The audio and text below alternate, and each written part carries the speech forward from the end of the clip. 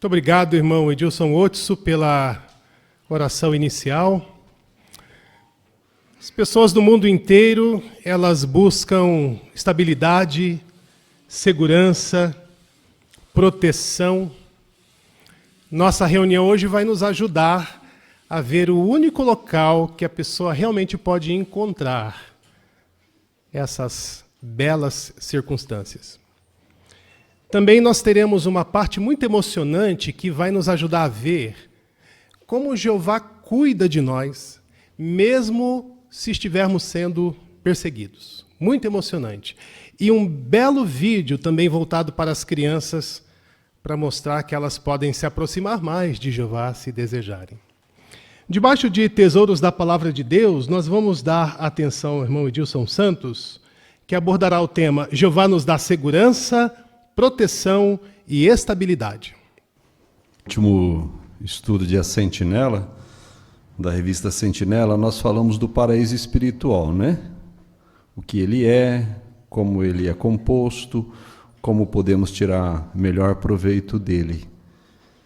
E, na verdade, irmãos, independente de há quanto tempo nós usufruímos desta provisão, paraíso espiritual, ele é benéfico e alivia nossas cargas, né? Como nós vimos no estudo da Sentinela, temos várias maneiras nele, é uma provisão maravilhosa da parte de Jeová, que alivia o peso que está sobre os nossos ombros, né? Nesse sentido, o Salmo 61, versículo 3, se quiser abrir aí sua Bíblia, Salmo 61, 3, falando desta provisão, ele ilustra o refúgio que nós temos em Jeová da seguinte forma: pois tu és meu refúgio, uma torre forte que me protege contra o inimigo. Não está falando aqui de uma estrutura metálica, né? Provida para emitir sinais ou retransmitir sinais. Aqui está falando de uma habitação. Na gravura que você tem na apostila, você vê lá uma torre e alguém correndo para dentro dela, né? Como nós vamos ver daqui a pouquinho, né? Então ali, quando se fala de torre, está falando de uma habitação, um lugar para onde alguém pode correr, né? Pensando nisso, pense da seguinte forma: é verdade que nós temos os mesmos problemas, como o estudo da revista Sentinela mencionou, das pessoas lá fora. Mas há uma diferença muito grande no modo como eles lidam com os problemas e nós lidamos, porque nós temos em Jeová essa proteção, né? Como diz lá Provérbios 16, 13, né? Ali diz 16, 13, 3, né? Confia a Jeová tudo o que você faz, ou seja, procure a Jeová quando você for tomar qualquer decisão. Está com problema? Procure a Jeová. O guia de pesquisa ali fala, role. Às vezes, quando uma carga é muito pesada, a gente empurra, né? Por assim dizer, né? Em 1970, o senhor Bernard Sherrill, ele desenvolveu uma invenção que nós usamos e gostamos muito, que é colocar rodinha na mala. Até 1970 não tinha rodinha na mala, né? Foi patenteado em 72. O peso é o mesmo, mas como facilita a nossa vida, né? A rodinha. Não é verdade?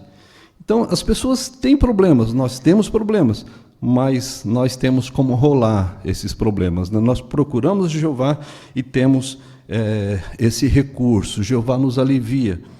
No uso figurado de torre, nós temos que ter em mente, irmãos, que para recebermos a ajuda de Jeová, essa proteção, nós temos que buscar o refúgio, nós temos que estar dentro do paraíso espiritual, né? E isso nos remete, irmãos, a uma outra provisão feita por Jeová, que está aí na sequência. Se nós olharmos, por exemplo, o Salmo 61, versículos 3 e 4, Salmo 61, 3 e 4, aí diz: pois tu és meu refúgio, uma torre forte que me protege contra o inimigo. Depois o 4, serei hóspede na tua tenda para sempre. Vou me refugiar no abrigo das tuas asas. Agora ele já ilustra Jeová, ele já fala de Jeová como tendo uma tenda. né? E isso era muito comum para os israelitas, essa linguagem, aqui o uso figurado, né, a tenda, porque era uma habitação que eles conheciam bem. Por exemplo, durante 40 anos a nação israelita morou em tendas, né? E depois essa tenda, ela sempre, se nós olharmos bem para os tempos primórdios, antes da nação israelita como nação, os patriarcas moravam em tenda. Por exemplo, Abraão, Isaac e Jacó, eles eram nômades, eles moravam em tendas. E acolhiam, todos que chegavam eram bem acolhidos, né? Então era um costume receber bem alguém, né? Usar de hospitalidade alguém que estava de passagem. Então alguém que estava de passagem tinha certeza de que receberia cuidado, seria respeitado, teria alimentos, enfim, seria bem acolhido nessa tenda, né? E não é verdade que nós somos bem acolhidos na tenda de Jeová? Quantas vezes, irmãos, a Bíblia fala da tenda de Jeová? Você já parou para pensar?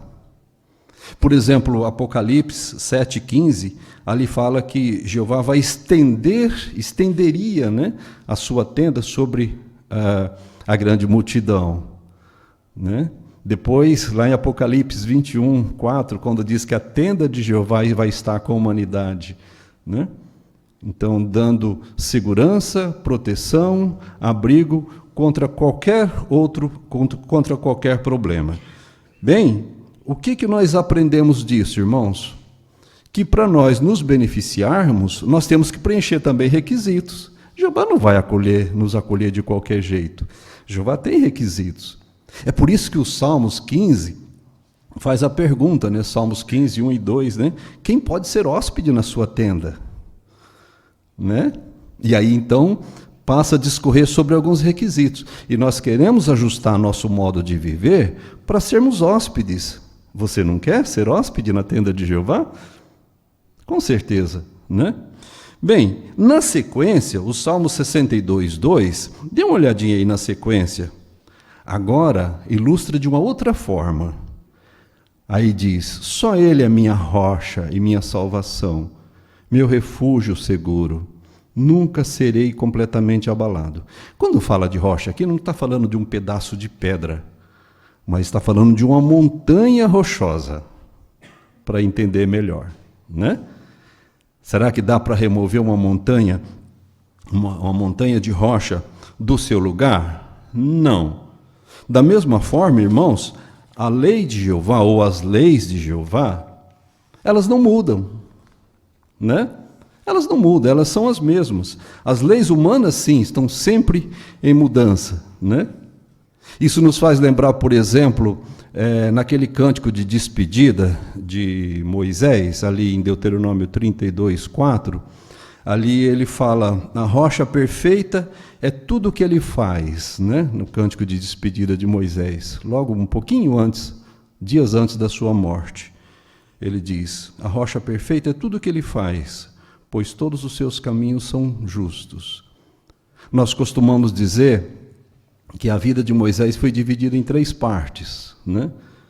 Na corte, 40 anos, Midian, 40 anos, no deserto, mais 40 anos. Mas falta mais uma parte, quando ele foi ressuscitado, né? Então podemos dizer que a vida de Moisés, ela é composta de 4 partes. Mas por que nos referir a ele? Porque Moisés foi usado por Jeová para dar as leis. E quando ele for ressuscitado, ele vai ver que não mudou nada. Aquilo que ele cantou por inspiração continua valendo, porque a lei de Jeová é como uma rocha, como ele mesmo cantou no seu cântico de despedida. As leis humanas, irmãos, estão em constante mudanças. E nós, por servirmos a Jeová e estarmos no paraíso espiritual, nós temos a confiança de que estamos fazendo a coisa certa. Diferentemente das pessoas no mundo, elas ficam inseguras. O que é agora? O que está valendo? O que não vale mais? Como é que eu devo me comportar? Não é assim? Isso com respeito a casamentos homossexual, como criar filhos e assim por diante. Portanto, irmãos, nós temos esse consolo, nós temos essa confiança. Como é reanimador saber que podemos confiar nas normas de Jeová, porque elas não mudam.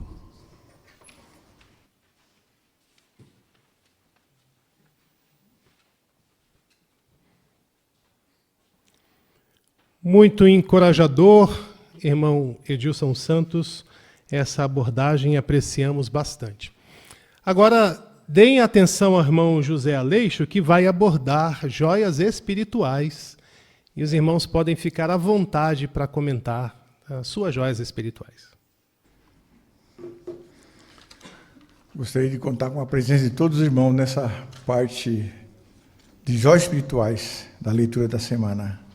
Então, para iniciar, irmãos, gostaria de contar com um irmão para ler o Salmo 62, 11. Qual irmão pode ler o Salmo 62, 11? Lá atrás, a Thaís. Deus disse uma vez e 2 vezes eu ouvi: a força pertence a Deus. Obrigado, irmão Thaís. Em que sentido a força pertence a Deus? A irmãzinha aqui, Amanda, filha da Amanda.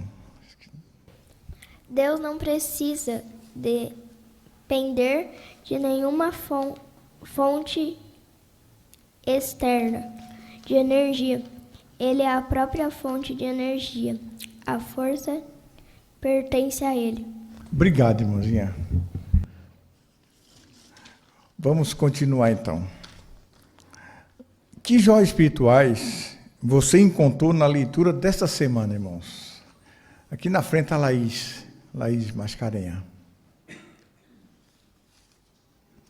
No Salmo 62:8 fala para derramarmos o coração diante de Jeová. Então, quando nós oramos a Ele, nós precisamos falar com Ele igual um filho fala com um pai amoroso. Em vez de orar repetindo palavras decoradas ou lendo um livro de orações, nós precisamos orar a Ele com respeito e de coração. Obrigado, irmão. A irmã Maiana. No 61:2, Davi diz: quando o meu coração estiver desesperado, leva-me a uma rocha mais alta do que eu. Às vezes a gente pode estar numa situação tão difícil que é como se a gente estivesse dentro de um labirinto e não conseguisse encontrar uma saída. Mas no momento que a gente pede para Jeová nos levar a uma rocha mais alta, a gente está dizendo para Ele: me ajuda a ver as coisas do teu ponto de vista. E ninguém consegue enxergar melhor do que Jeová, tanto para dar uma saída quanto dar poder para suportar qualquer dificuldade. Obrigado, irmã Maiana. O irmão Paulo Formes. Então, o Salmo 61, verso 1, Davi pede a Jeová para prestar atenção à oração dele, né? Por que Jeová o atendeu, né? Lição para nós. Jeová nos garante um paraíso espiritual se nós formos constantes no ministério, nas reuniões, estar junto com os nossos amigos que são leais a Jeová. Então, por nos associarmos e estarmos juntos na congregação, é vital para a nossa sobrevivência espiritual também. Obrigado, irmão Paulo. O irmão Jorge Mário. O Salmo 62:10 diz que nós não podemos fixar o nosso coração nem a nossa confiança nas riquezas. Então eu aprendo que a única fonte de verdadeira confiança é em Jeová. Nenhum bem material pode nos garantir a vida nem a nossa segurança. Isso mesmo, verdade. A irmã Laís. No Salmo 69, eu achei interessante que Davi ele não se deixou abalar, visto que ele estava numa guerra onde ele estava passando por muitas dificuldades para vencê-la. Ele não achou que Jeová não ajudaria, né? Ele usou de perguntas para meditar que Jeová ajudaria ele e assim ter essa confiança. Então eu aprendi que quando eu me sentir como que sem forças, eu posso me lembrar que Jeová ele vai me ajudar. Isso mesmo. Obrigado, irmã. A irmã Vilma aqui na frente. O Salmo 62:12 diz que Jeová lhe retribui a cada um segundo as suas ações. Então, a maneira que Jeová vai agir conosco depende de cada um de nós. Se nós vamos aceitar, né, as suas orientações, os seus padrões, estaremos escolhendo o que é bom. Se escolhermos o que é mal, é porque estaremos rejeitando esses padrões de Jeová. Então, depende de cada um. Isso mesmo. Obrigado, irmão. A irmã Thaís Barbosa. Falando um pouco mais de Salmo 62:8, fala da importância de sermos específicos nas nossas orações para sentirmos a paz de Deus quando nós passamos por mudanças. Nós podemos encarar os problemas que nós passamos como lixo reciclável. Nós devemos separar e transformá-los em orações específicas para Jeová. E Davi fez isso, né? Ele enfrentou momentos de angústia, mas encontrou consolo ao derramar as suas emoções em oração. Então, da mesma forma, nós também podemos fazer isso, porque assim nós mostraremos a nossa dependência a Ele e seremos mais íntimos a Ele. Isso mesmo, irmão. Obrigado. Irmão. A irmã Rosa lá atrás. Se você quer se casar, certamente você já orou a Jeová sobre isso, né? Claro que Jeová não promete a ninguém que vai encontrar um parceiro para você, mas Jeová está interessado e profundamente interessado nos seus sentimentos, nas suas necessidades, e Ele pode ajudá-lo em sua busca. Por isso que Davi orientou no Salmo 62:8, né, que nós derramássemos o nosso coração a Jeová. Então, quando nós somos sinceros nas nossas orações, conversamos com Ele sobre o que nós queremos e o que nós sentimos, pedindo paciência e sabedoria, sem dúvida Jeová vai ouvir e nos responder. Obrigado, irmã Rosa. O irmão Luiz lá atrás, Tomazelli. O Salmo 61:2 me fez lembrar como que é importante, muitas vezes nós nos sentimos desesperados ou decaídos, né? Sentimos como parte do pó, mas Jeová pode nos levantar, como ele fez o caso de Davi, pois ele numa situação acima de uma rocha. Então é sempre importante pedirmos essa proteção de Jeová, nos levantar nosso ânimo e saber como nós somos importantes para Ele. Isso, obrigada. A irmã Laís Alves. No 61, Davi pede para Jeová ouvir ele. E no versículo 8, ele fala que ele vai cumprir os votos a Jeová, que ele fez para Jeová dia após dia.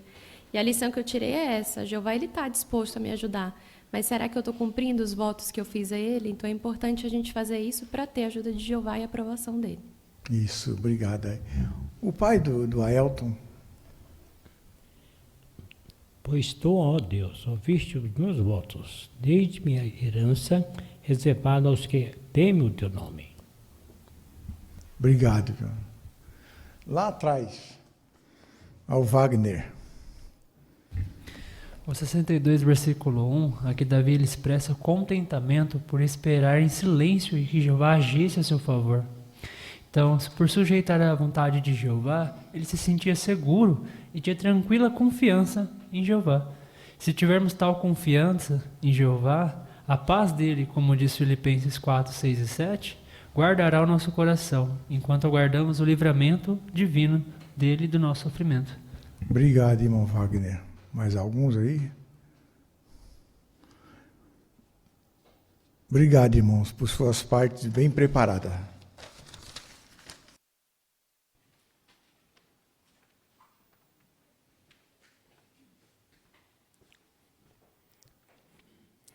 Muito obrigado, irmão José Aleixo, por conduzir essa parte de modo bem apropriado. Agora, os estudantes da Bíblia também podem se dirigir para a sala B, aqueles que têm suas designações lá, acompanhando o irmão Danilo, por favor. E nós vamos ouvir a leitura corrente da Bíblia. E a designação para essa semana é o livro dos Salmos, capítulo 60, do versículo 1 ao capítulo 61, versículo 8. Nós vamos ouvir o irmão Alexandre Silva fazer essa leitura. Salmo 60. Ao regente, com a melodia de O Lírio de Recordação, Mictão, de Davi, para ensinar, quando ele lutou contra Arã-Naarim e Arã-Zobá, e Joabe voltou e matou 12.000 edomitas no Vale do Sal. Ó Deus, tu nos rejeitaste, rompeste nossas defesas, estavas irado conosco, mas agora aceita-nos de volta. Fizeste tremer a terra, rachaste-a. Repara as suas fendas, pois ela está se desmoronando.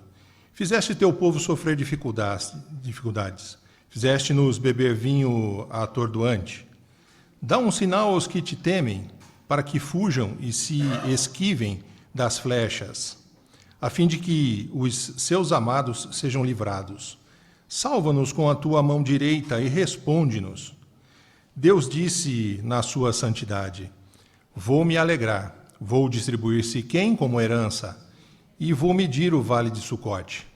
Gileade pertence a mim, assim como Manassés, e Efraim é o capacete da minha cabeça. Judá é o meu bastão de governante. Moabe é a bacia em que me lavo. Sobre Edom lançarei minha sandália. Sobre a Filístia gritarei em triunfo. Quem me conduzirá à cidade sitiada? Quem me guiará até Edom? Quem, senão tu, ó Deus, aquele que nos rejeitou? O nosso Deus, aquele que não acompanha mais os nossos exércitos? Ajuda-nos na nossa aflição, pois a salvação pelos humanos não vale nada. Por meio de Deus teremos força, e ele pisoteará nossos adversários. Salmo 61, ao regente, para ser acompanhado com instrumentos de cordas, de Davi. Ouve, ó Deus, o meu clamor por ajuda, presta atenção à minha oração. Dos confins da terra clamarei a ti, quando o meu coração estiver despedaçado. Leva-me a uma rocha mais alta do que eu, pois tu és meu refúgio, uma torre forte para me proteger contra o inimigo. Serei hóspede na tua tenda para sempre.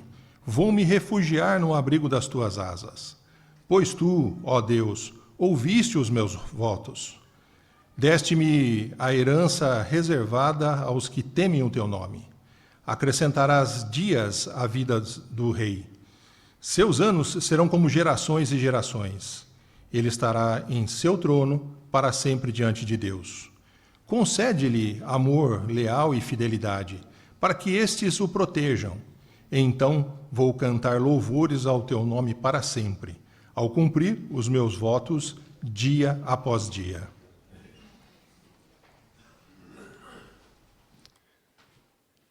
Também queremos expressar agradecimentos, irmão Alexandre, pela bela leitura. O irmão fez uma leitura coerente.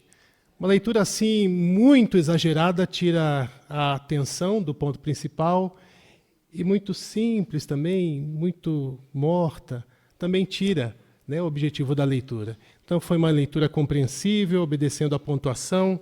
De fato, o irmão cumpriu bem ali na brochura Melhore, né, sugestões de ajustar o ritmo, o volume, conforme o assunto considerado, e apreciamos a sua boa leitura. Até breve. Agora nós vamos ser treinados para fazer o nosso melhor no ministério. A primeira apresentação vai ser iniciando conversas. É um testemunho informal. Então, veja como é que a publicadora ela começa uma conversa com uma pessoa logo depois que a pessoa demonstrou bondade, foi bondosa para com ela. Vamos ouvir a irmã Laís, juntamente com a irmã Magali.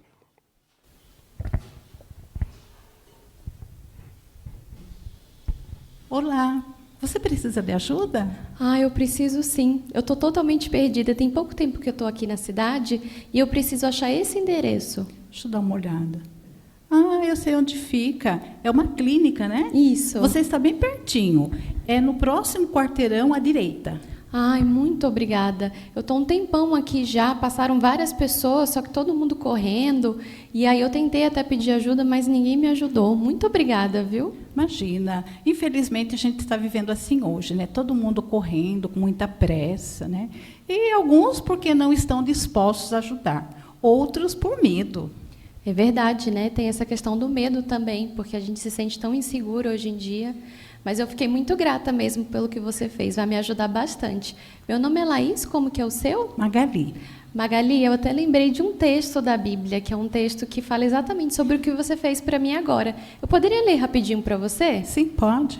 O texto está aqui em Hebreus, capítulo 13, o versículo é o 16, que diz assim, ó. Além disso, não se esqueçam de fazer o bem e de partilhar com outros o que vocês têm, pois Deus se agrada desses sacrifícios. Aqui fala da gente não esquecer de fazer o bem, foi o que você fez para mim agora. Ah, eu tô vendo que você tá com pressa, né? Sim, tô indo pro trabalho. Ah, tá bom, não vou tomar seu tempo.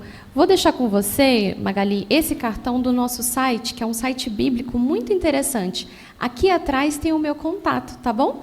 Aí, se você quiser me mandar uma mensagem, a gente pode continuar essa conversa. Ah, tá bom, vou dar uma olhada. Obrigada pela atenção e pela ajuda. Imagina.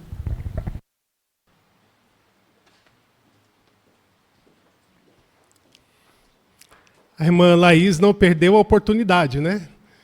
Sorriu, bastou sorrir, está dando testemunho. Parabéns, irmã Laís. E muito obrigado também pela boa ajuda, irmã Magali. Notaram um aspecto nessa demonstração, irmãos? Que está lá na brochura Ame as Pessoas, né? O ponto que ela se concentrou foi a naturalidade. Então, ela aproveitou uma oportunidade, né? Pensou num ponto bíblico e apresentou. Queremos fazer isso, sempre que surgir uma oportunidade para darmos testemunho. Agora nós vamos à sessão Cultivando o Interesse. Nós vamos ter uma aula agora de como ajudar as pessoas a usar o site, né? JW, o aplicativo JW Library, e mostrar para a pessoa como baixar isso. Prestemos atenção, irmã Miriam, juntamente com a sua ajudante, a irmã Rafaela. Olá, Rafaela. Prazer em te encontrar em casa e muito obrigada por vir me atender. O texto que eu quero ler com você é o texto que está em Salmo.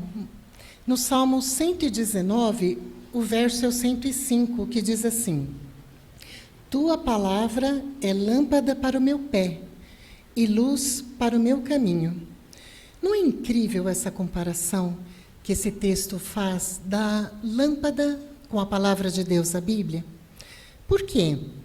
Porque assim como uma lâmpada ela emite uma luz que tira uma pessoa de uma situação vulnerável, que é a escuridão, da mesma maneira a Bíblia contém conselhos tão práticos que nos orientam, nos guiam, direcionam em todo o caminho, ou seja, em todas as fases da nossa vida. Agora eu gostaria de saber de você, você concorda com esse texto? Ah, eu concordo sim, Miriam, com certeza. Eu não tenho dúvidas de que a Bíblia realmente seja a palavra de Deus. Puxa, fico muito feliz de saber disso. E você tem uma Bíblia em casa? Eu tenho sim, eu ganhei de presente da minha avó. Inclusive, eu tenho um carinho enorme pela minha Bíblia. Eu deixo ela sobre o aparador na minha sala. Inclusive, eu deixo ela aberta no livro de Salmo. Puxa vida, você deve ter um carinho muito grande por essa Bíblia, né? Sim. E você tem a oportunidade de, sempre que pode, fazer a leitura dela? Olha, Miriam, vou ser sincera com você, não tanto quanto eu gostaria. Meu dia é muito corrido, eu saio de casa cedo, passo o dia todo fora. E até pelo fato dela ser uma Bíblia muito grande, não muito prática, eu não consigo levar ela comigo. E aí eu confesso, quando eu chego em casa, eu estou muito cansada e aí não leio, eu acabo não lendo mesmo. Eu entendo. Nem sempre é fácil a gente levar a Bíblia conosco, né? Mas você sabe que eu instalei no meu celular um aplicativo, inclusive o texto que a gente leu está com a Bíblia neste aplicativo. É um aplicativo muito seguro, muito prático, totalmente gratuito, né? E ele é muito fácil de instalar. Então, agora, eu tenho a Bíblia na palma da mão.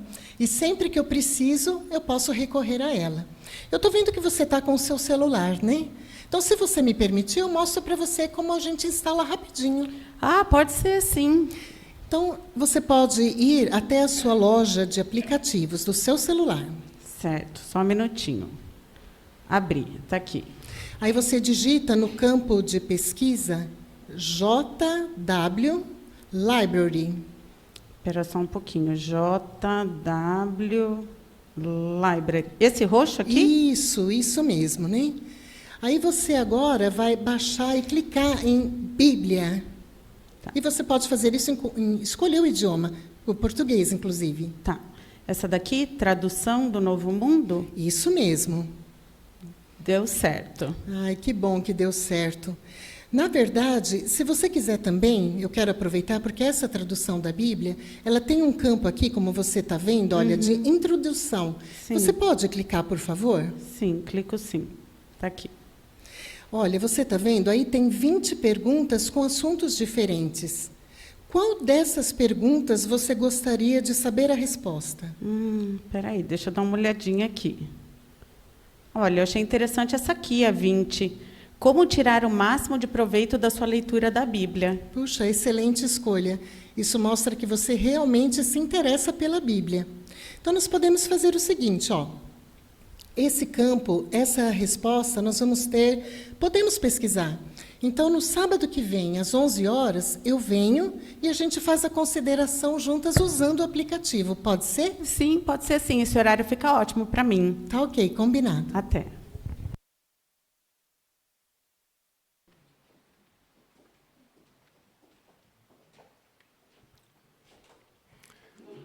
Gostamos muito, irmã Miriam, de observar suas boas habilidades de ensino. Muito obrigado também, irmã Rafaela, pela sua boa ajuda. Essa demonstração nos ensina muitas lições apropriadas para o serviço de campo. O foco é ajudar a pessoa a baixar o aplicativo. Mas note a estratégia da publicadora, né? Ela usou a frase "em sua loja de aplicativos". Não assustou a pessoa, né? Também usou o termo, olha, muito seguro. Acalmou, né, a pessoa para baixar o aplicativo. E o ponto interessante, que a irmã estava também dando atenção na brochura Ame as Pessoas, tem que ver com perseverança. Isso significa que ela teria que voltar para revisitar essa pessoa. O que ela fez? Marcou dia e hora. Então apreciamos muito a irmã nos ajudar como ser melhor, né, no serviço de pregação. Apreciamos bastante. Agora nós vamos ouvir um discurso. O tema importante é confie em Jeová quando receber orientações. Irmão Alan Venâncio, por favor.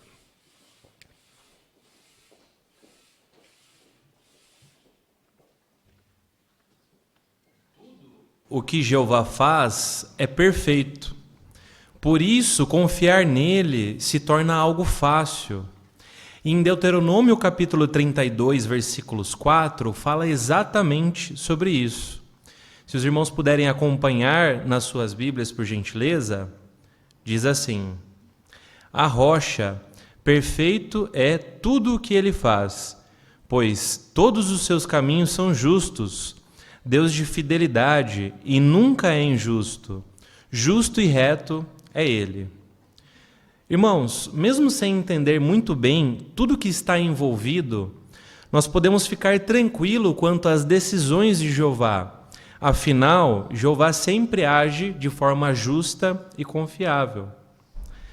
Pensando nisso, então, surge a pergunta: por que nós devemos confiar em Jeová quando recebemos orientações? Realmente, nem sempre é fácil aceitar ou entender algumas orientações que nós recebemos da organização, quando vem através dos anciãos. Pois nós podemos nos perguntar: será que os anciãos estão seguindo a orientação de Jeová ou será que eles estão seguindo a sua própria vontade? Esse mesmo pensamento ele também aconteceu no passado, em dois casos. Um é o de Moisés e o outro é o de Davi. Moisés, por exemplo, por meio de Jeová, ele condenou um israelita à morte por estar pegando lenha no sábado. E talvez um parente daquele homem que violou a lei no sábado tenha se perguntado se Moisés realmente consultou a Jeová antes de anunciar a sentença de morte. Ou então, no caso de Davi, que cometeu adultério com Batseba e mandou matar Urias. Mas o interessante é que Jeová ele perdoou a Davi. Mas talvez um amigo de Urias tenha pensado que Davi só conseguiu escapar porque ele era rei. Nesses momentos, irmãos, nós temos que ter em mente que Jeová ele estava agindo de uma forma perfeita por um propósito ainda maior. No passado, assim como o povo de Deus confiou na decisão de Jeová e continuou apoiando os seus representantes, hoje nós devemos fazer exatamente da mesma forma. Embora os anciãos sejam homens como nós, que erram, que pecam, nós temos que lembrar que Jeová escolheu esses homens e dá o seu Espírito Santo, a fim de que esses homens possam liderar o rebanho de Deus. Para que nós possamos entender um pouco melhor, hoje, o escravo fiel e prudente, ele designa os anciãos para que eles possam organizar o povo de Deus, a fim de que todos nós possamos ter a mesma mentalidade. Inclusive, isso está de acordo com a Bíblia.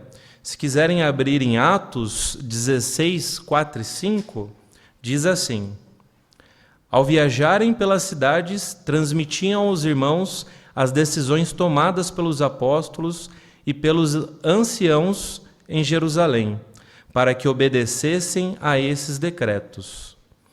Então, irmãos, as congregações, elas eram fortificadas e elas cresciam dia após dia. Então, os anciãos, eles recebem as orientações e as informações que vêm do escravo e eles passam para a congregação em forma de anúncios. Mas por que às vezes se torna tão difícil de aceitar algumas orientações?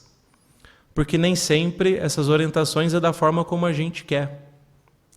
Recentemente, a Organização de Jeová, ela precisou fazer um reajuste. Ela unificou algumas congregações.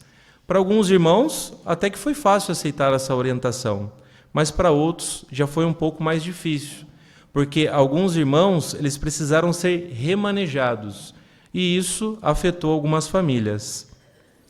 E agora, aceitar ou não tal orientação? Bem, como nós vimos, nós precisamos ter uma visão espiritual, porque tudo o que Jeová faz tem um objetivo. E aceitar essas orientações, mesmo que a gente não entenda muito bem, ela vai ser bom para nós e principalmente para toda a congregação. Em Hebreus 13, versículos 17, fala isso.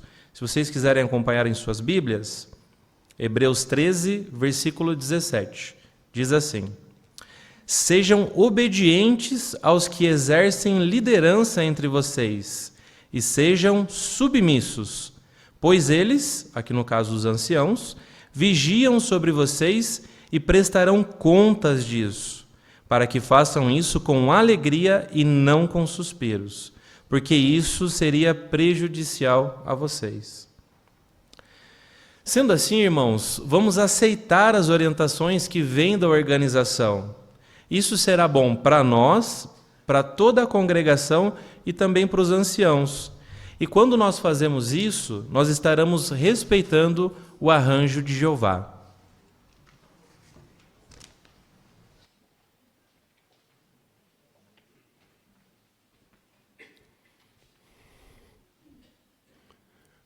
Agradecemos bastante, irmão Alan, seu belo discurso.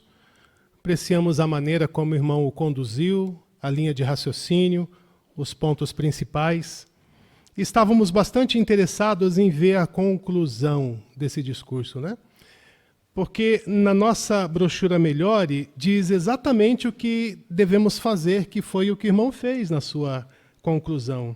Ali menciona que queremos dizer o que a pessoa precisa fazer e por que isso é bom para ela. Então nós apreciamos as belas aplicações e esperamos vê-lo em breve em outras partes. Essa primeira sessão nós concluímos. Queremos agradecer imensamente as belas apresentações feitas, bem instrutivas, que nos ajudaram a melhorar, né, nossas habilidades como cristão.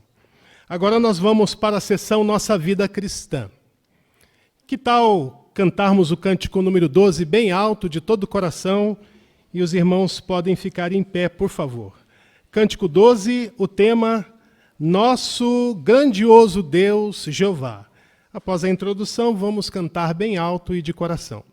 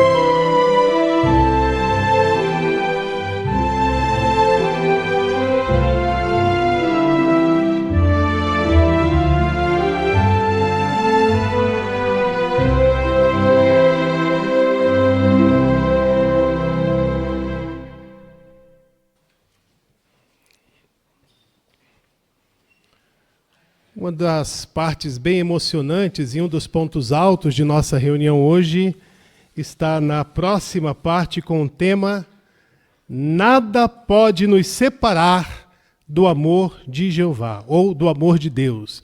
Deem atenção ao irmão Fernando Almeida.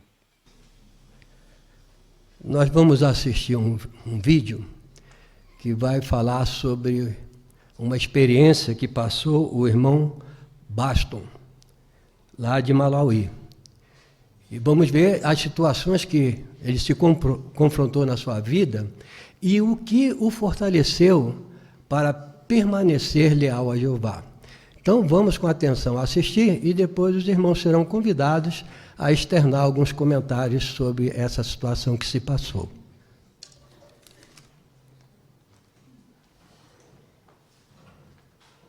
Na década de 60, quando eu estava de pioneiro, a situação política do país estava mudando muito rápido. Estava ficando difícil para os irmãos se manterem neutros. Espancaram os irmãos e queimaram as Bíblias e publicações deles, porque os irmãos não compravam cartões de partidos políticos. Eles queimaram até salões do reino e casas de irmãos da minha região. Me abordaram na rua, porque eu não comprei nenhum cartão político. Eles me amarraram e me espancaram sem dó.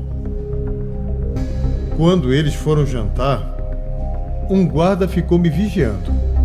Ele ficou com muita pena de mim e disse: eles vão te matar quando voltarem. Então ele me disse que se eu conseguisse pelo menos rastejar, ele ia me soltar e deixar eu fugir. Estava muito escuro lá fora e eu tive que rastejar sozinho até chegar na casa de um irmão que me ajudou. Jeová providenciou a saída para eu conseguir suportar. Depois teve um anúncio oficial dizendo que a nossa obra estava proibida. Nós tínhamos que fazer as nossas reuniões das 9 da noite até a 1 da manhã, para que ninguém nos descobrisse. Nós não podíamos bater palmas quando os irmãos faziam parte, e nem cantar os cânticos, porque senão eles podiam nos achar. Então, em vez de bater palmas, a gente esfregava as mãos, desse jeito. Lá no meu trabalho, todo mundo ficou sabendo que eu era testemunha de Jeová e que fui preso.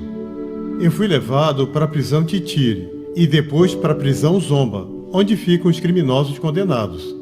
A minha cela ficava perto da área onde eles executavam os criminosos, e eu ficava achando que logo chegaria a minha vez. Mas Jeová me acalmou, e eu lembrei de Romanos 8, 38 e 39. Eu estava convencido de que nem mesmo a morte podia me separar do amor de Deus. Quando eu saí da prisão, foi muito bom estar de volta com minha esposa Violet e nossos filhos, mas era muito perigoso ficar em Malawi naquela época. Por isso decidimos ir para o campo de refugiados de Milangeni, que ficava em Moçambique, e ficamos 3 anos lá. Lá a gente podia ter bíblias, cancioneiros e outras publicações. Quando eu lembro do que aconteceu lá no campo de Milangeni, Jeová estava preparando a gente para enfrentarmos o que aconteceria no futuro. A gente tinha que decorar textos e cânticos do reino. Por exemplo, em 1974, eu decorei o texto do ano, Abacuque 3, 17 e 18. O 18 diz: ainda assim eu vou exultar em Jeová, vou me alegrar no Deus da minha salvação. Quem diria que esse texto iria ajudar tanto a gente depois? Mas tivemos que voltar para Malawi em 75, por causa de uma guerra civil em Moçambique. Depois eles me mandaram para a prisão de Desaleka. Tínhamos que trabalhar o dia todo, sem parar para comer nem descansar. As celas eram lotadas e a maioria dormia no chão. Os textos e cânticos que memorizamos quando estávamos no campo de refugiados lá em Moçambique nos deram forças para perseverar lá na prisão de Desaleka. Foi bem nessa época que o texto do ano que memorizamos quando estávamos lá em Moçambique nos ajudou. Um irmão dizia: Abacuque, e o outro continuava 3, 17 e 18. Aí outros falavam todo o texto de cabeça. E isso fortaleceu a nossa fé. Irmãos de bicicleta levavam secretamente o alimento espiritual ao nosso país. Eles viajavam centenas de quilômetros. As revistas eram feitas usando o mesmo papel das páginas da Bíblia, porque ele é bem mais leve do que o papel normal. Assim, os irmãos conseguiam levar bem mais publicações. A gente também recebia mini-revistas, que podiam ser dobradas e guardadas no bolso. Um dia, nós recebemos secretamente o anuário, que também tinha o texto diário nele. Aí o que fizemos foi copiar o texto de cada dia usando o papel do banheiro. Depois nós mandamos algumas cópias para as irmãs que ficavam em outras partes da prisão. Todas essas provisões maravilhosas de Jeová nos ajudaram muito a continuarmos com a fé forte. Em 2002, eu fui enviado de volta lá para a prisão de Zomba. Mas dessa vez, não como prisioneiro, mas como superintendente de distrito, para cuidar de uma mini assembleia de circuito. Assim que eu entrei, minha mente viajou 33 anos atrás, quando eu estava nesta mesma prisão, perto da área de execução. O que diz em Isaías 54, versículo 17, se cumpriu. Lá diz: nenhuma arma fabricada contra você será bem-sucedida. Eu e minha esposa Violet enfrentamos perseguição do governo, campos de refugiados, prisões, espancamentos, falta de comida e abrigo, mortes de pessoas amadas, e às vezes até parecia que nós também íamos morrer. Mas Jeová nunca estava longe de nós. Durante todas as dificuldades que nós passamos, nós tínhamos certeza, e agora confiamos ainda mais, que nada pode nos separar do amor de Deus.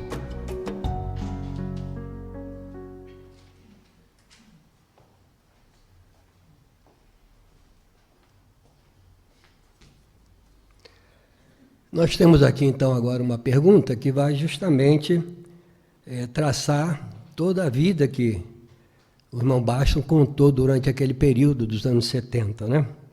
A pergunta é: de que forma Jeová cuidou do irmão Baston quando ele sofreu perseguição? Foi várias coisas que aconteceram ali. Nós podemos enumerar algumas delas. Por exemplo, o irmão Antônio. Então, uma das coisas que ele sentiu que foi a mão de Jeová protegendo ele foi quando aquele guarda que ficou cuidando dele, amarrado, ele sabia que ele disse para ele que quando aqueles homens voltassem, iriam matar ele.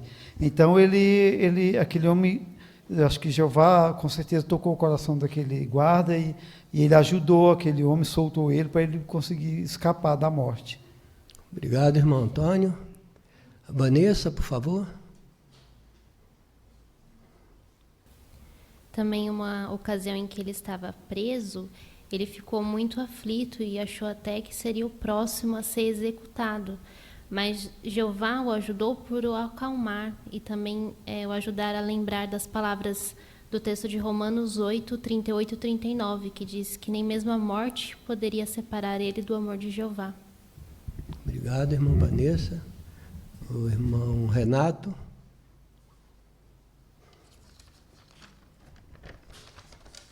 Também quando ele e sua esposa tiveram que fugir, né, de Malawi, se encontraram num campo de refugiados, próximo à fronteira de Moçambique. Então isso mostra realmente que Jeová proveu para eles a ajuda dos irmãos também de lá, também com publicações, também com Bíblias, e isso então fortaleceu a fé dele e de sua esposa.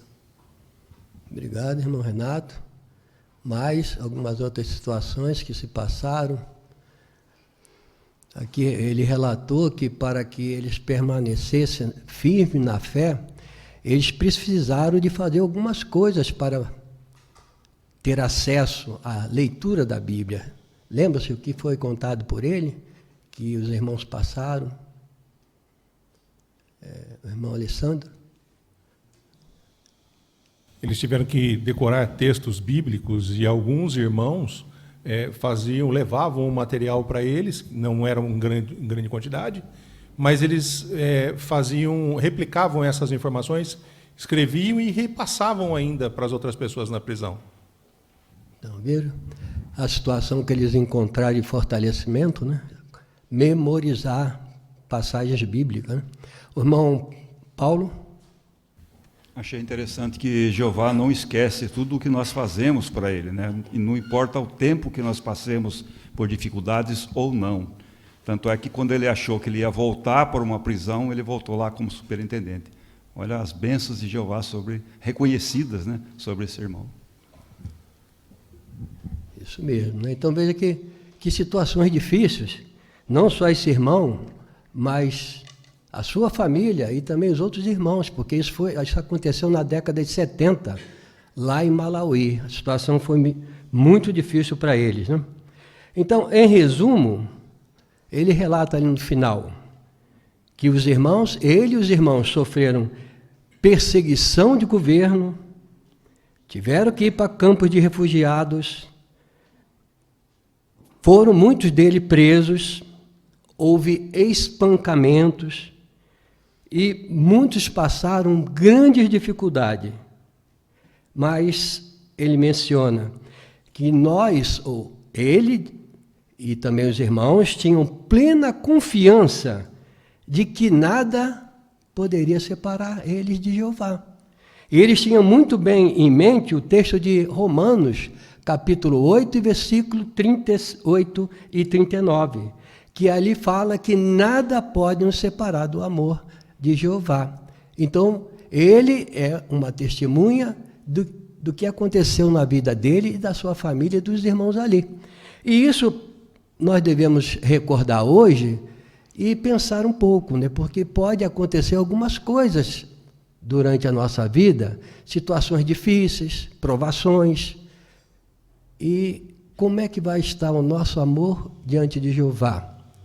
Ele continuará nos unindo a Jeová ou permitiremos que as dificuldades venham a diminuir esse amor? Então, conforme o irmão Bastos mencionou, não importa o tamanho da pressão. Se tivermos Jeová conosco, certamente, se tivermos esse amor maior que menciona ali no livro de Romanos 8, se tivermos esse amor grandioso por Jeová, certamente que nada vai nos separar de Jeová.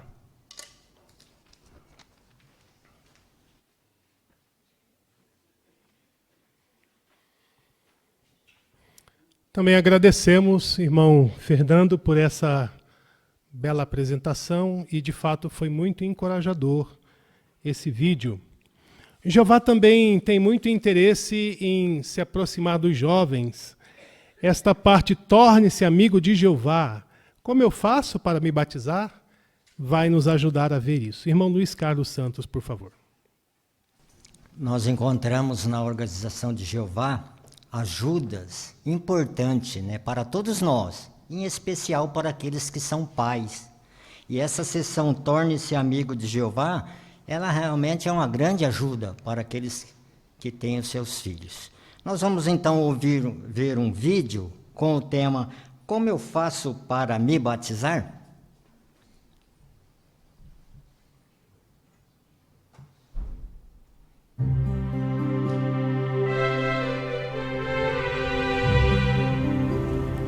Olha, parece comigo. Tenho uma pergunta. O que é, filha? Como faz para se batizar? Essa é uma boa pergunta. E bem importante. A mãe parece tão nova nessa foto. Ei, como assim? É verdade. Você também pode se batizar bem jovem. O mais importante é você amar a Jeová e querer seguir o que Jesus ensinou. Você pode mostrar que quer se batizar pelas coisas que você faz, como obedecer os seus pais, por exemplo. Também você pode aprender mais sobre Jeová lendo a Bíblia. E isso vai te ajudar a obedecer a Jeová e a evitar as coisas que ele odeia. Daí você vai querer falar sobre o que você acredita. Principalmente na pregação. E também nas reuniões. Além disso, faça amizade com pessoas que amam a Jeová. E o mais importante, faça uma oração dizendo para Jeová que você quer servir a Ele para sempre. Quando nos batizamos, nós mostramos para outras pessoas que nós dedicamos nossa vida a Jeová. Que legal! Você gostaria de se batizar um dia? O que acha de pesquisar mais sobre o que fazer para se batizar? E aí você conta pra gente na Adoração em Família. Tá bom.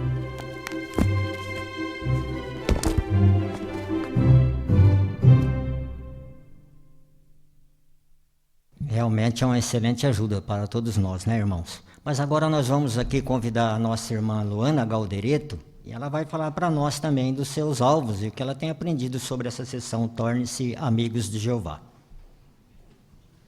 Irmã Luana, eu tenho então 2 perguntas para fazer para você. A primeira, mesmo sendo jovem, você pode se batizar, mas o que é mais importante do que a idade? É o amor por Jeová e obedecer o que Jesus ensinou. Uma das coisas que eu procuro fazer é obedecer meus pais. Isso, muito obrigado, muito bom, né? E a segunda pergunta, irmã Luana, o que você precisa fazer para se batizar? Fazer uma oração de dedicação para Jeová, falando que eu quero servir a Ele sempre. E depois mostrar isso por meio do batismo. E o meu alvo é me batizar ano que vem. Muito bem, ficamos contentes, né? Que Jeová abençoe você, os seus pais e que você consiga esse alvo que você tanto pretende. Nós assim possamos então fazer uso dessa ferramenta que Jeová tem à disposição para aqueles que são pais e aqueles que pretendem também.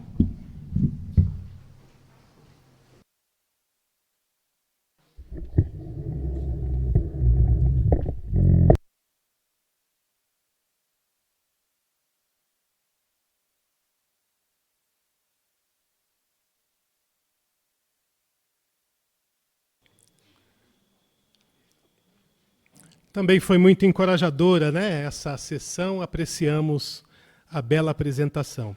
Deem atenção agora ao estudo bíblico, a importante matéria debaixo de Testemunho Cabal, capítulo 12, do 7 ao 13. Irmão Ricardo Gaudi, por favor, juntamente com o leitor, irmão Rafael Zacarias.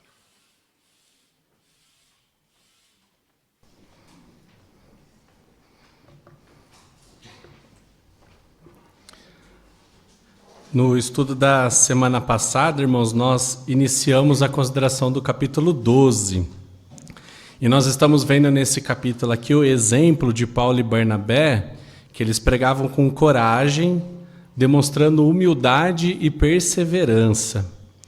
E nós vimos ali alguns acontecimentos com esses 2 servos de Jeová, ali nas cidades de Listra, também em Antioquia da Psídia, e também o que está acontecendo com eles agora em Icônio, a partir desse subtítulo, uma grande multidão se tornou crente. Então nós vamos continuar aprofundando, né, neste capítulo o relato envolvendo, né, Paulo e Barnabé. E para isso nós contamos com a colaboração dos irmãos em participar com comentários breves e objetivos. Isso vai dar mais oportunidades para que outros irmãos na assistência também participem com os seus comentários. O irmão Rafael nos ajudará com a leitura dos parágrafos nesta noite, então vamos ouvi-lo fazendo a leitura do primeiro parágrafo da nossa consideração, parágrafo 7. Mas nem todos em Icônio ficaram felizes ao ouvir o que Paulo e Barnabé tinham a dizer.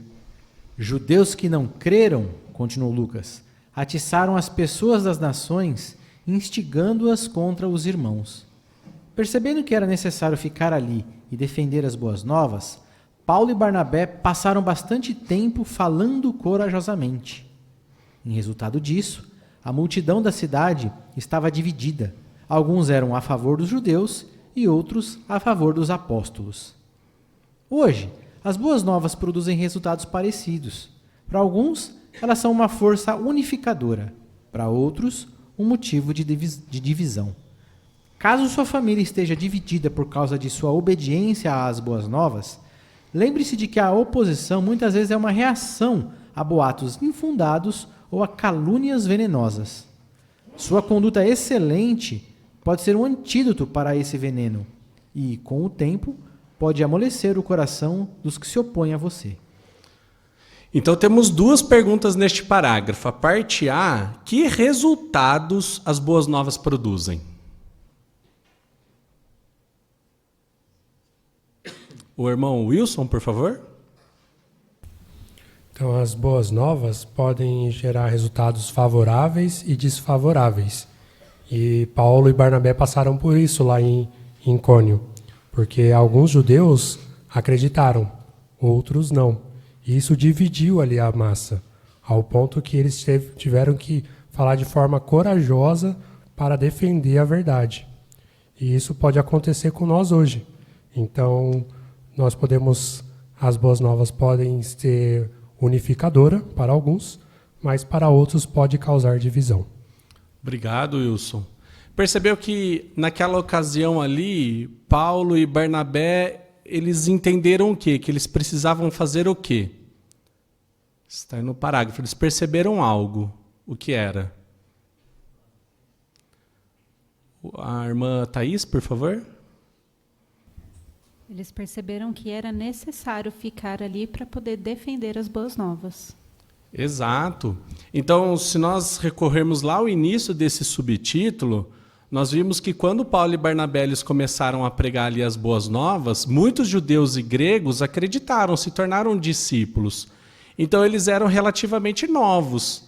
Então, Paulo percebeu isso, Paulo e Barnabé, que havia discípulos novos ali, que eles não podiam se desanimar por aquela calúnia, aquela oposição, aquele movimento que estava acontecendo ali.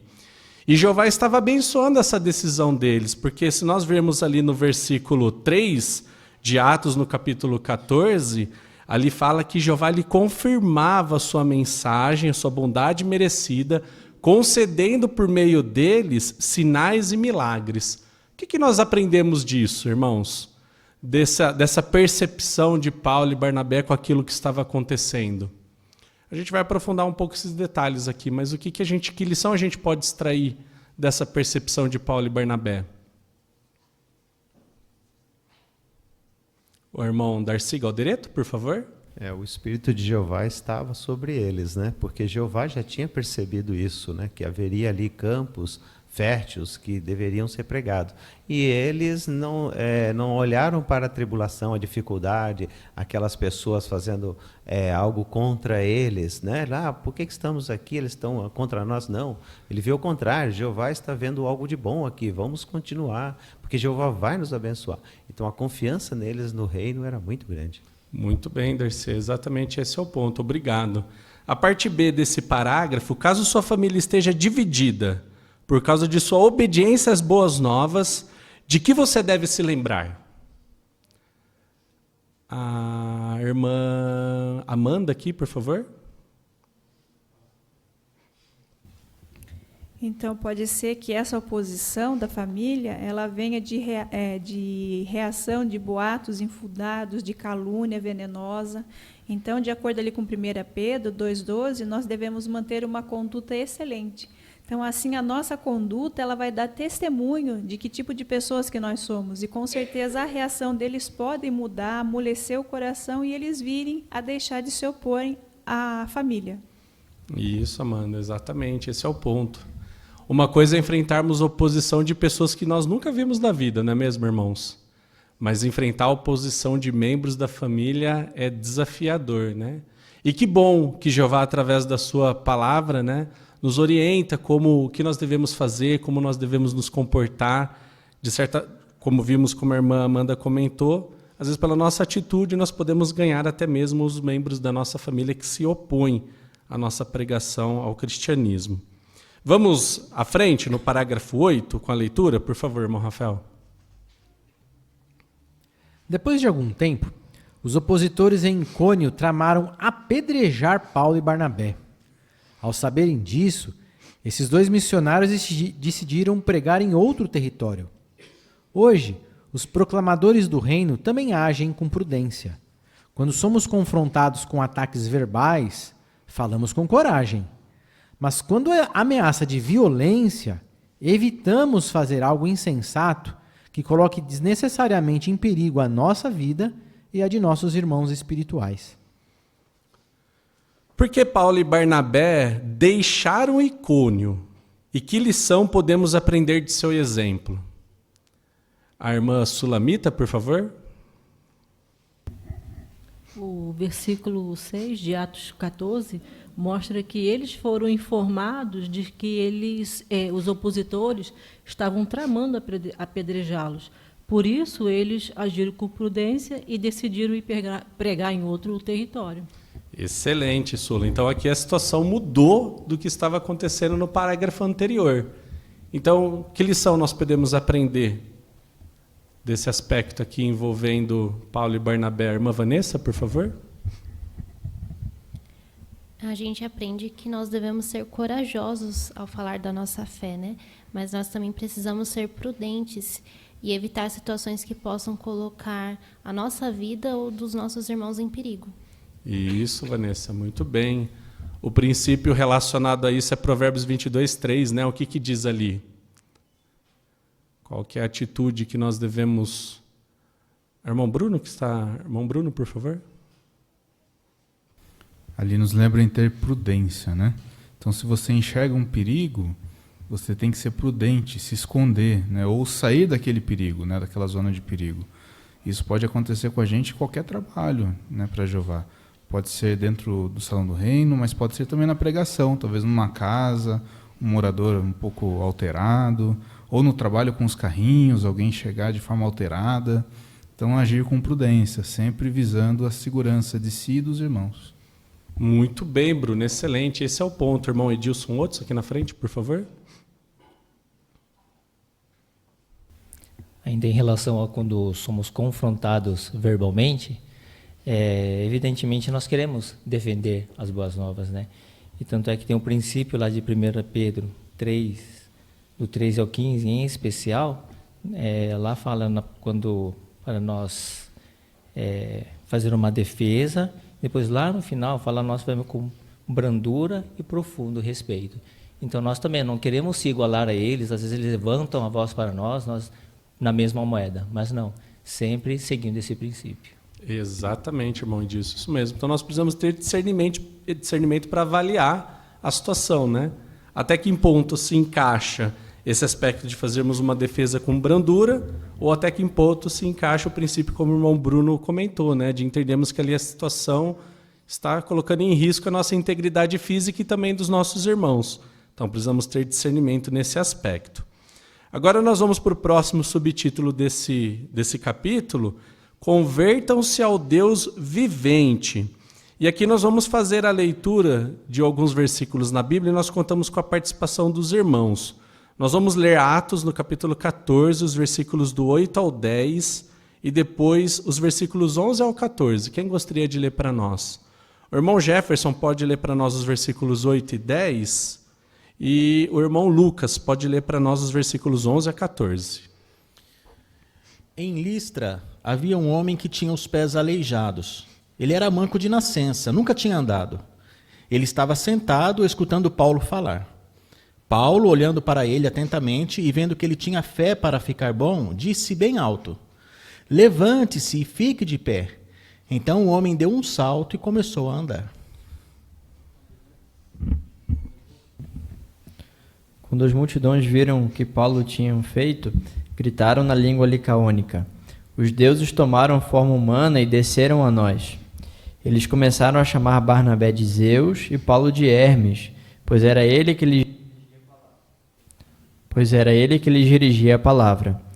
O sacerdote de Zeus, cujo templo ficava na entrada da cidade, levou touros e grinaldos até os portões e queria oferecer sacrifícios com as multidões.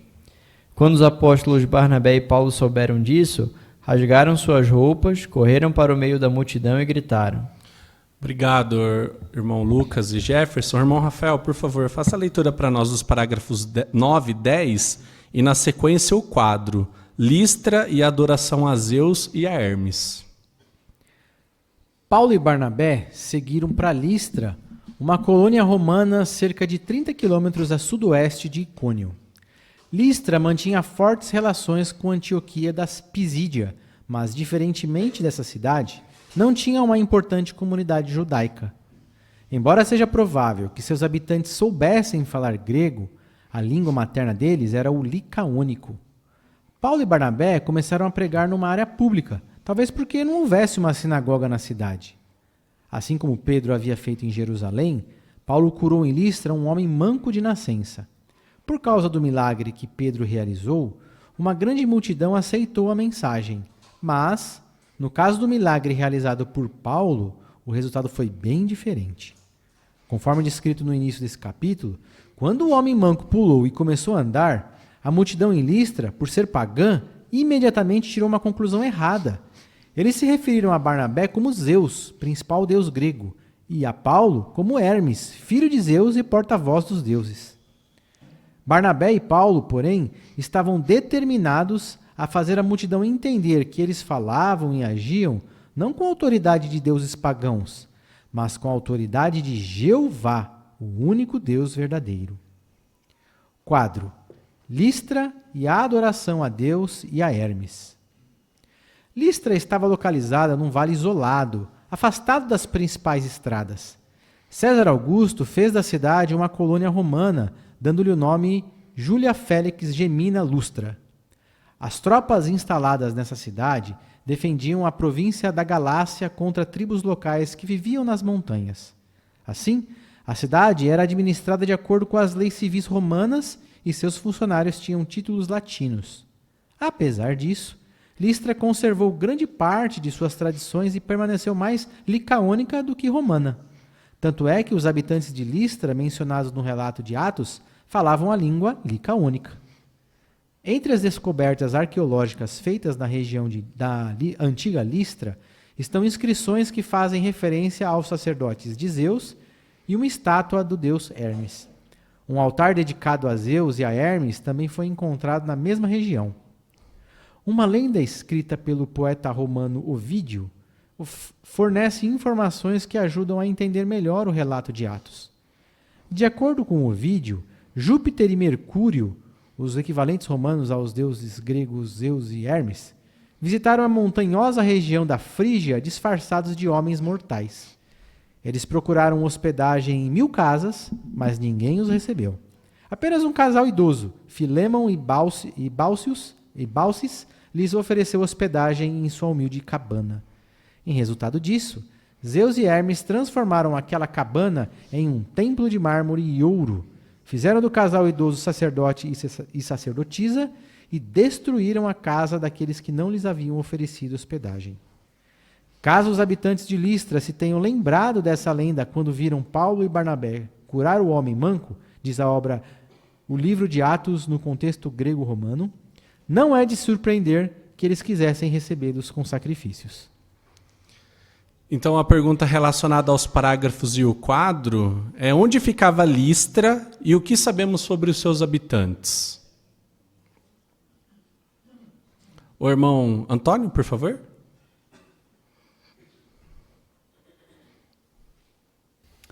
Então, Listra estava localizada num vale isolado, afastado das principais estradas.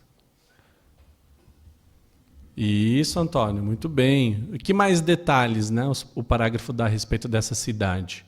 Irmão Aelton, por favor. Eles tinham uma forte relação com Antioquia da Pisídia, né? Mas eles não falavam, a língua materna deles era o licaônico, e a influência judaica em Listra não era tão forte, né? Tanto é que quando Paulo e Barnabé foram pregar, eles tiveram que pregar numa rua que provavelmente não existia uma sinagoga ali. Isso, Aelton, muito bem, obrigado. Também o quadro ali no primeiro parágrafo dá mais detalhes a respeito de Listra. Quem gostaria de destacar alguns aspectos aí do quadro sobre essa cidade?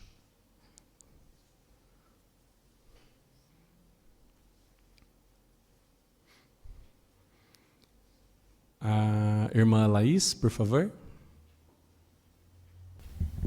Então aqui fala que ela estava localizada num vale isolado e era afastado das principais estradas.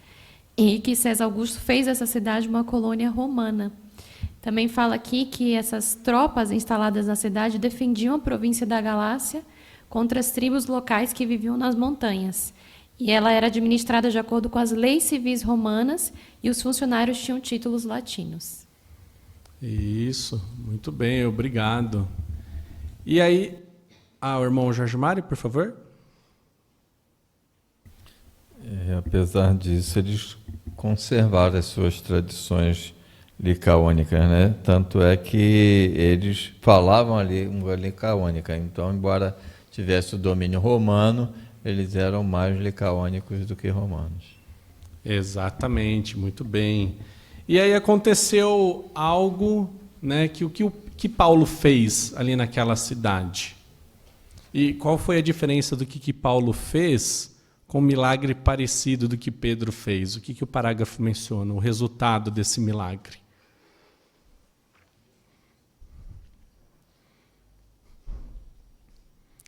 Vamos ver. O irmão Renato aqui, por favor.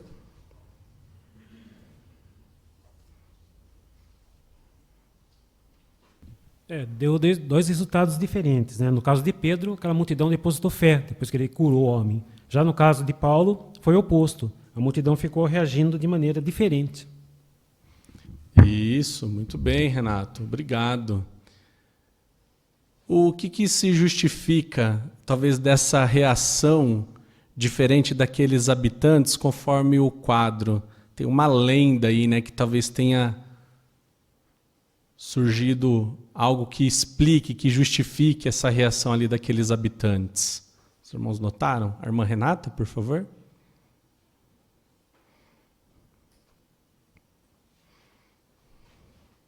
Então, de acordo com essa lenda, né, um tal de Júpiter e Mercúrio, que eram os equivalentes romanos aos deuses que eles adoravam, né, Zeus e Hermes, eles estavam visitando uma região e, disfarçados de homens mortais, né, procuraram hospedagens, mas ninguém os recebeu e apenas um casal idoso fez isso.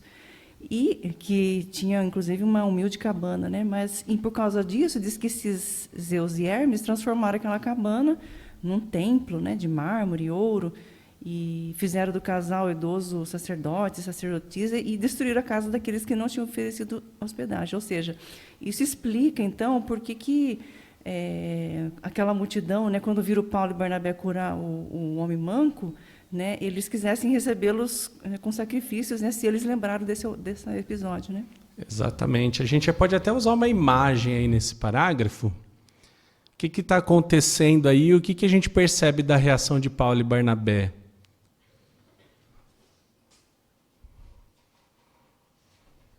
Está todo mundo triste, desanimado? O que aqueles habitantes estavam fazendo? O irmão Edilson Santos, por favor. Eles estavam querendo aqui prestar uma homenagem especial, né, um sacrifício, né? Encaravam eles, então, associaram, né, a presença deles e o sinal que eles operaram ali, possivelmente essa lenda de Ovídio, né? Então, opa, voltou, né? Aqui nós temos aqui então os Zeus aqui, né? Na verdade, eles tinham outro nome para eles, né? Que era o Júpiter e Mercúrio, né? Nessa ocasião, em vez de ficar lisonjeados com o que estava acontecendo, eles estavam ali tentando conter a multidão, né? Então, eles estavam rejeitando aquela homenagem. Isso, né? Podemos ver a reação, né, de Paulo e Barnabé ali no meio, né? Como que não, o que vocês estão fazendo, né? Vamos entender mais detalhes do que eles disseram nos próximos parágrafos? A leitura, irmão Rafael, por favor, dos parágrafos 11 a 13. Apesar daquelas circunstâncias dramáticas, Paulo e Barnabé ainda procuraram tocar o coração da assistência da melhor maneira possível. Com esse incidente, Lucas registrou uma forma eficaz de pregar as boas novas a pagãos. Observe como Paulo e Barnabé raciocinaram com seus ouvintes. Homens, por que estão fazendo isso? Nós também somos humanos e temos as mesmas fraquezas que vocês. E estamos declarando as boas novas a vocês para que abandonem essas coisas vãs e se convertam ao Deus vivente, que fez o céu, a terra, o mar e tudo o que há neles. Em gerações passadas, ele permitiu que todas as nações andassem nos seus próprios caminhos, embora não tenha deixado de dar testemunho de si mesmo, pois demonstrou sua bondade, dando-lhes chuva do céu e épocas de colheita abundante, satisfazendo-os com alimentos e enchendo o seu coração de alegria. Que lições podemos aprender dessas palavras que nos levam à reflexão? Primeiro, Paulo e Barnabé não se consideravam superiores aos que os escutavam. Eles não fingiram ser algo que não eram. Em vez disso, admitiram humildemente ter as mesmas fraquezas que seus ouvintes pagãos. É verdade que Paulo e Barnabé tinham recebido o Espírito Santo e sido libertados dos ensinos falsos. Também haviam sido abençoados com a esperança de reinar com Cristo. Mas eles sabiam que os habitantes de Listra poderiam receber essas mesmas bênçãos se obedecessem a Cristo. Como encaramos as pessoas a quem pregamos? Será que as consideramos como pessoas iguais a nós? À medida que ajudamos outros a aprender as verdades da palavra de Deus, será que nós, como Paulo e Barnabé, evitamos querer ser bajulados por outros? Charles Taze Russell, um destacado instrutor que tomou a frente na obra de pregação no final do século XIX e início do século XX, deu exemplo nesse respeito. Ele escreveu: "Não queremos homenagem, nem reverência para nós mesmos ou para nossos escritos. Não desejamos ser chamados de reverendo ou rabino." O irmão Russell tinha a mesma atitude humilde de Paulo e Barnabé. De forma similar, nosso objetivo ao pregar não é glorificar a nós mesmos, mas ajudar as pessoas a se converterem ao Deus vivente. Obrigado, irmão Rafael, pela excelente leitura. Nesses 3 parágrafos nós também temos 2 perguntas. A parte A, o que Paulo e Barnabé disseram aos habitantes de Listra? A irmã Rosa Maria, por favor. Eles quiseram raciocinar com a multidão, né? E dessa forma tentar atingir o coração deles, né? Eles já mostraram que eles não mereciam ser adorados ou considerados como deuses, né? Eles se equipararam a eles no sentido de imperfeição, né? Ele falou: nós somos tão imperfeitos quanto vocês, né? O que nós estamos fazendo aqui é dar testemunho do grandioso Deus e Criador de tudo, né? Então, dessa forma, mostrando que o objetivo deles era convencê-los que eles deviam dar adoração apenas a Deus, o Criador de tudo. Excelente, muito obrigado. A parte B, que lição podemos aprender das palavras de Paulo e Barnabé? Vamos ouvir o irmão Gustavo, por favor. Paulo e Barnabé, eles não se consideravam, né, superiores às pessoas que escutavam. Então, por mais que eles tivessem recebido o Espírito Santo de Jeová, né, e tivessem sido libertados dos ensinos falsos, eles admitiram humildemente ter as mesmas fraquezas que eles, né? Então eles se colocaram na mesma posição que eles, alegando que também seria possível eles terem esse mesmo recebimento do Espírito Santo. Isso. Obrigado. Irmão Aleixo, por favor. Então, nosso objetivo ao pregar não é glorificar nós mesmos, né? Mas ajudar as pessoas a se converterem ao Deus vivente, né? Então, nós servimos ao nosso Deus e glorificar o nosso Deus. Isso, irmão Aleixo, exatamente. Muito bem comentado. Até um aspecto aqui interessante, que uma lição que a gente pode aplicar no nosso ministério, irmãos, é nessa parte inicial do parágrafo 11, né? Que mencionou, por mais que aqueles habitantes de Listra estavam dizendo algo errado, ali menciona que Paulo ainda procuraram tocar o coração deles. O que a gente aprende com o nosso ministério nesse aspecto? A irmã Maiana, por favor. de não dar a pessoa como um caso perdido, né? Só porque ela está falando algo talvez rude ou fazendo alguma coisa errada como eles estavam fazendo. Mas se esforçar de tocar o coração e tentar imaginar essa pessoa como futuro servo de Jeová. Isso, muito bem, Maiana. Obrigado, exatamente isso. A irmã Laís, por favor. E ainda quando a gente, na pregação, se depara com a pessoa falando de um ensinamento errado que ela acredita, ao invés da gente falar que está errado e partir para outro raciocínio, desviar o assunto só para não entrar em conflito, né? Porque assim a gente não fecha aquela porta e em outra oportunidade a gente pode solucionar isso para ela. Muito bem, esse é o ponto mesmo, Laís. Obrigado também pelo seu comentário. Muito bem, irmãos, apreciamos bastante a participação dos irmãos com os comentários neste estudo, e na semana que vem nós vamos dar continuidade ainda a esse capítulo, aprendendo lições importantes do relato envolvendo Paulo e Barnabé.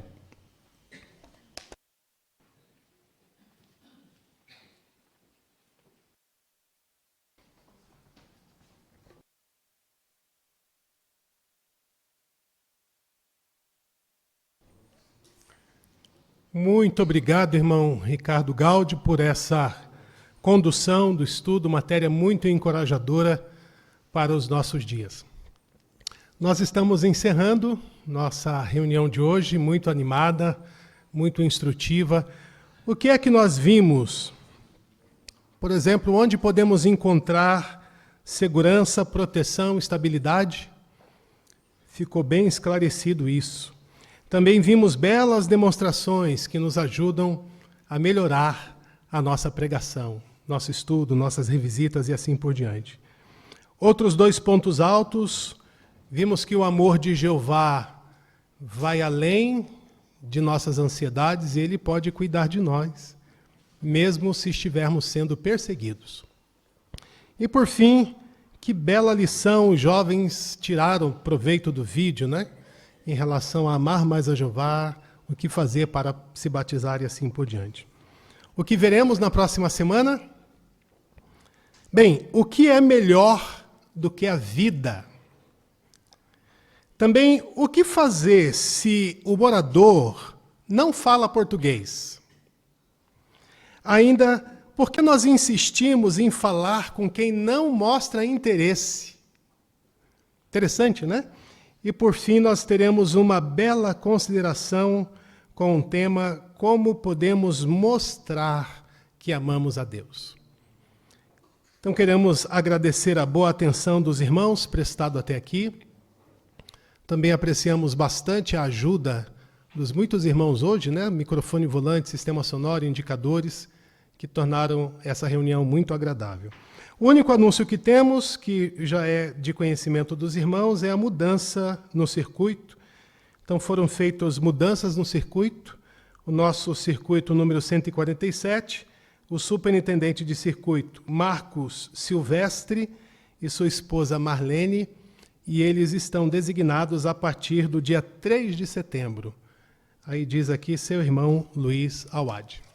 Agora, para agradecer a Jeová todo esse alimento maravilhoso espiritual, nós vamos cantar um cântico, os irmãos podem ficar em pé. O cântico é o 63, Somos Testemunhas de Jeová. Depois convidamos o irmão Paulo Formes para a oração final. Cântico 63.